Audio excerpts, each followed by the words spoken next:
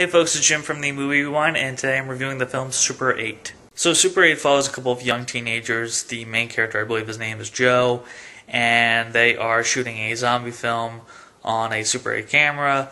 One night they shoot at a train station, and a train derails, and a monster or alien has escaped. And there's a mystery within the town, because there's missing dogs, missing car parts, and even eventually missing people. The kids use this mystery and these events to help their zombie film. And also, this is very much a story about a father and son, because Joe's mother recently passed, and him and his father are not particularly that close. And through this event, they become closer. And my expectations for this film were pretty big. It was probably my most anticipated film this summer, for obvious reasons, for who was involved, and also because it was sort of a love letter or homage to the films of Steven Spielberg, and also people like Richard Donner and Rob Reiner. It's got a little bit of Stand By Me, Goonies, Close Encounters, E.T., and a couple of other films here and there. So my expectations were pretty big. And I think J.J. Abrams is sort of the Spielberg of his time, so it seems kind of fitting that he's doing a love letter to Spielberg. Did it meet those expectations? No, I don't think so, mostly due to the third act. But I do think this is a very, very good film. I think J.J. Abrams is a natural storyteller.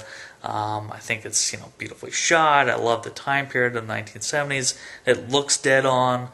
Production quality looks great. Everything is spot on, technically speaking. And of course, I think his name is Michael Giacchino, the composer of Up and Star Trek. He provides a great score here, as always. And the performances are stellar across the board, mostly from actors that you will not recognize, except for maybe a couple of people like Ellie Fanning and what's his name, Kyle Chandler from Friday Night Lights. But overall, I know Emmerich as well as a military figure. But yeah, the entire cast is great, charming, and natural, and funny. And the film is effectively scary at times, and funny, and sometimes moving. Not as moving as I would have hoped. I walked out with pretty much dry eyes, but some people might be weeping as they see the film. It does feel a little bit artificial because it's so much inspired by Steven Spielberg films, but at the same time, it still feels like very personal. It's very much a personal project, and I'm lost for words right now. Sorry, but yes, it's a very, very good film. Really well made, well acted, really well directed. I think the script could have been a little bit better. I think the third act gets a little chaotic, and there's definitely moments of where you have to sort of suspend your disbelief, more than any other film I've seen in a long time, actually. But it's effective and very entertaining and charming, and I think there's a real attention to character development and story, and I think the coming-of-age tale blends very well with the sci-fi aspect. I will say that the monster aspect didn't really work quite as well, because you're supposed to have an emotional connection to it by the end, and it's just too rushed. But I liked the whole mystery, and I liked it particularly for that first hour, but it does sort of lose its way eventually. But even if the ending isn't quite as satisfying as I would have hoped, it's still thoroughly engaging, thoroughly entertaining, really well made, and I think it's one of the best films of the year. And just the kind of sort of films that we don't see that much anymore. We don't see these films in small towns and that follow young kids. If they are, they feel too fake. They feel too Disney-like or whatnot.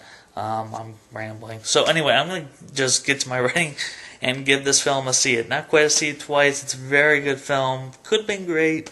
Needed a little tweaks here and there towards the third act. But I appreciate also that J.J. Abrams keeps the monster hidden for the most part. Even if by the end the monster really doesn't have much emotional impact. Really, the sci-fi aspect is to affect the human story element. That's the interesting part.